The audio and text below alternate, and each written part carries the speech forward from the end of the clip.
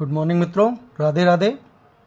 मित्रों, आज मैं आपको मेष लग्न में सूर्य का जो फल है 12 भावों में वो मैं आपको बताना चाहूँगा।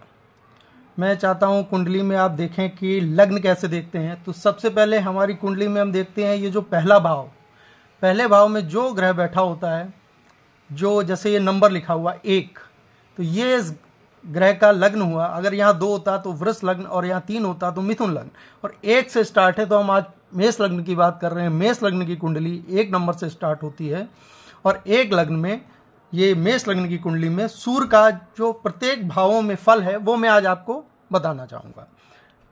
तो जिन लोगों की कुंडली में आप लोग देखिएगा कि आपकी कुंडली में यहाँ पे 1 लिखा है तो आपकी मेष लग्न की कुंडली है, और सूर्य कहाँ बैठा है तो इसके अनुसार आप फलादेश देख सकते हैं कि आपकी कुंडली में सूर्य का क्या प्रभाव पड़ रहा है आपके जीवन पे, और उसको शुभ बनाने के लिए आप क्या क्या उपाय कर सकते हैं, सूर्य को प्रसन्न करने के लिए क्या क्या उपाय कर सकते हैं।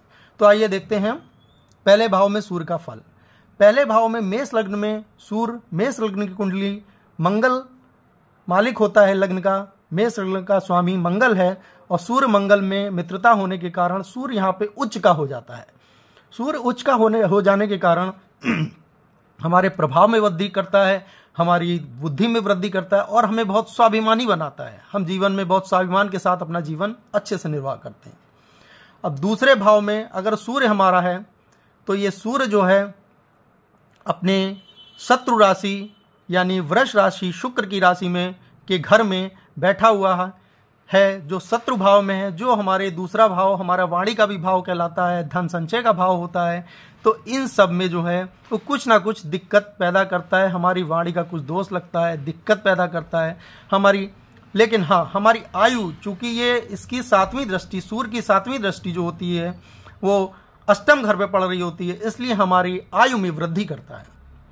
अब आइए देखते हैं तीसरे घर में बैठा होने के कारण सूर्य, इसकी दृष्टि 9वीं पड़ती है, जो 9वीं दृष्टि हमारी वाणी में तेज पैदा करती है, हमारा मानसिक रूप से हमको मजबूती प्रदान करती है। और तीसरा भाव हमारे छोटे भाई बहनों का भाव होता है। अगर यहाँ सूर्य गर्म बैठ जाता है तो हमारे छोटे भाई बहनों से कुछ गर्माहट बनी रहती है, लेकिन जीवन में हमें सफलता फिर भी प्राप्त होती है, क्योंकि इसकी दृष्टि 9वीं दृष्टि 9वें भाव पे पड़ती है, जो कि हमारे जीवन में धर्म और भाग्य में वृद्धि करती है। 9वां भाग्य हमारा धर्म और भाग्य का होता है, इसकी 7वीं दृष्टि 9वें घर पे पड़ती है, जो हमारा धर्म और भाग्य को मजबूत करती है। अब देखते हैं चौथे घर में सूर्य बैठा होने के कारण, चौथे घर में सूर्य जब बैठता है तो हमारी पारिवारिक समस्याओं को पैदा करता है, हमारे मन को लेकिन शांत करता है, हमें जमीन, हमें वाहन, हमें इन सब की शुभता प्रदान करता है।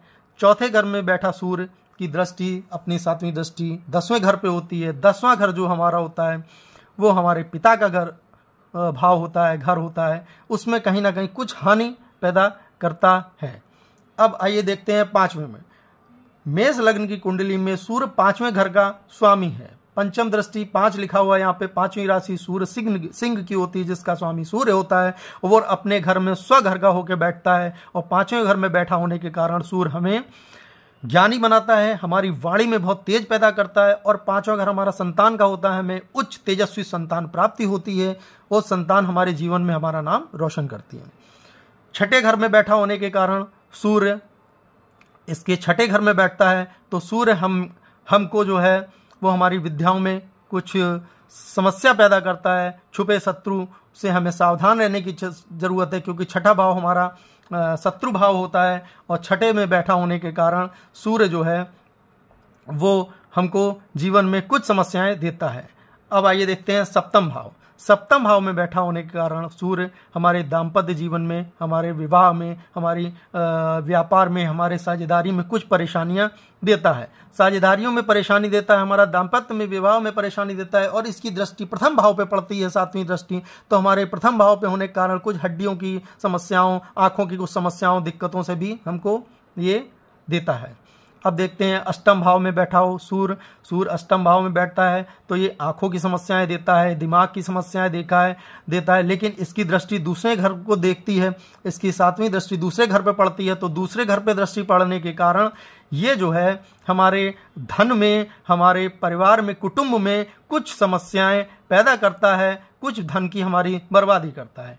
नवे घर में बैठा सूर्य, अब देखते हैं नवे घर में जो हमारे भाग्य का घर है, हमारे धर्म का घर है, इसमें बैठा हुआ सूर्य धनु राशि में बैठा है। नौवीं राशि धनु की है जो उसकी मित्र राशि है, उसमें बैठा सूर्य हमारे भाग्य में वृद्धि करता है, हमारे धर्म में वृद्धि करता है। हम परोपकार के कार्य करते हैं, जीवन में सुख संपत्ति धन वैभवता सब कुछ हमारे जीवन में बढ़ोतरी होती है, जीवन खुशियों से भरता है। अब आते हैं हम 10वें घर में बैठा हुआ सूर्य। 10वीं में बैठा हुआ सूर्य हमारे पिता से कुछ मतभेद उत्पन्न कराता है, विवाह और संतान में कुछ बाधाएं भी उत्पन्न कराता है। लेकिन 10वें में बैठा हुआ सूर्य अगर हम अच्छा कर लेंगे तो हमारे जीवन में बहुत सी सुविधा प्रदान करेगा। अब देखते हैं 11वें घर का एकादश भाव में बैठा हुआ सूर्य, इसकी दृष्टि हमारे एकादश भाव में बैठा है, तो ये 5वें घर पे इसकी दृष्टि पड़ती है। 5वें घर पे दृष्टि पड़ने के कारण ये जो है बहुत परिश्रमी कर हमको बनाता है और हमको हमारी संतान अच्छी होती है, जीवन में सुखमय आनंद की प्राप्ति होती है और आय वगैरह भी जो हमारे उनमें भी तेज होता है, आय और धन में वृद्धि हमारे कराता है। अब देखते हैं 12वें घर में बैठा हुआ सूर्य। जब सूर्य हमारे 12वें घर में बैठता है तो इसकी दृष्टि जो है 6ठे घर में पड़ती है। 6ठे भाव में बैठे हुए दृष्टि के कारण ये हमारे गुप्त शत्रुओं का भी पता लगा लेता है और शत्रुओं को आपस में मतभेद कराकर हमारे शत्रुओं को तोड़ देता है। ये हमारे शत्रु का विजयी कहलाता है सूर्य। लेकिन चूंकि 12वां घर हमारा खर्च का भाव है, खर्च के भाव में बैठा होने के कारण सूर्य हमारे खर्चे कराता है और चूंकि हम 12वें घर से ही अपना विदेश का योग देखते हैं तो सूर्य 12वें घर में बैठकर हमको विदेश यात्रा और विदेश में शिक्षा प्राप्ति का योग दिलाता है। किंतु शिक्षा हमारी बहुत अच्छे उच्च स्तर की नहीं होती, एक मध्यम स्तर की शिक्षा, एक छोटे स्तर की शिक्षा हमको कराता है 12वें घर का बैठा हुआ सूर्य। तो आइए, हमने आज ये जाना कि मेष लग्न में सूर्य का प्रत्येक भाव में पहले, दूसरे, तीसरे, चौथे, पंचम, षष्ठम, सप्तम, अष्टम, नवम, दसम, एकादश और द्वादश भावों में क्या फल होता है सूर्य का, ये हमने जाना। और हम अपने सूर्य को इसमें मजबूत करने के लिए हम एक सूर्य का रत्न माणिक भी धारण कर सकते हैं और हम अपने जीवन को सूर्य को सुबह शाम, सुबह प्रातः सूर्य उदय के टाइम हम सूर्य को कुमकुम मिला जल देकर अपने जीवन में सूर्य को मजबूत कर सकते हैं। मेष लग्न वालों की कुंडली में अगर हम इतना सा उपाय कर लेंगे तो अपने जीवन को खुशहाल बना सकते हैं। तो दोस्तों, हमारा आज का प्रोग्राम आपको, हमारा ज्ञान आपको कैसा लगा, तो इसके लिए हमको लाइक करें और हमारे इस नए चैनल को सब्सक्राइब करें ताकि हम आपको और ऐसे ज्ञानवर्धक वीडियो आपके लिए उपलब्ध करा सकें। दोस्तों, राधे राधे।